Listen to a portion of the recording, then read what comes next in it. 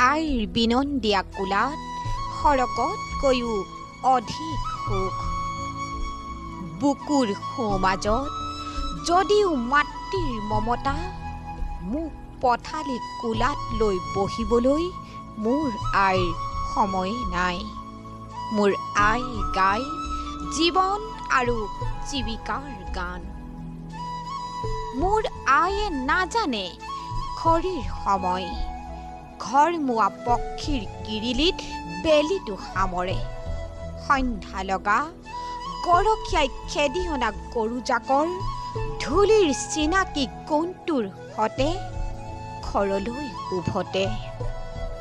মোক পথালি কোলাতেই লওক বা বুকুচাক কোলাতেই লওক, এয়া আইৰ হৃদয়ৰ স্বাধীনতা, সমাজ গঢ়াৰ স্বাধীনতা আৰু আইৰ দেহৰ ঘামৰ কোনটো মোৰ নিৰাপত্তাৰ স্বাধীনতা।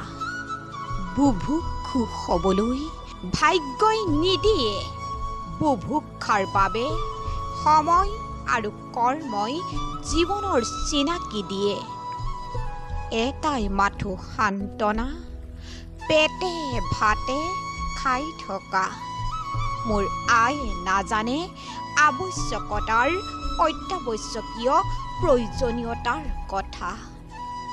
মোৰ আয়ে নুবুজে সস্তীয়া সভ্যতা, আঁকিব নাজানে শৃংখলিত নক্সাৰ বিশৃংখলিত আঁক।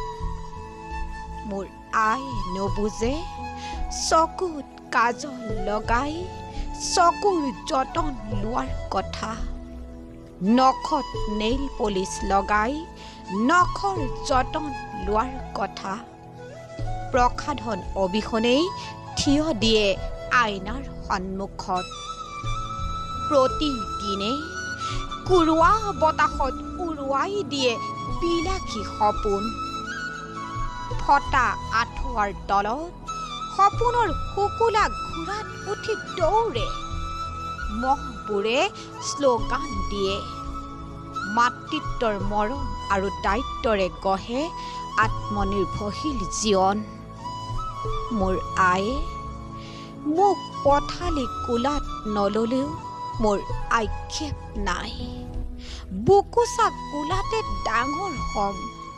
মোৰ ওঠত হাঁহিৰ লহৰ তুলিবলৈ মোৰ আইৰ যে বৰ কষ্টকৰ জীৱন। যদিহে আপোনালোকৰ ভাল লাগিল, মোৰ চেনেলটো ছাবস্ক্ৰাইব কৰি দিব।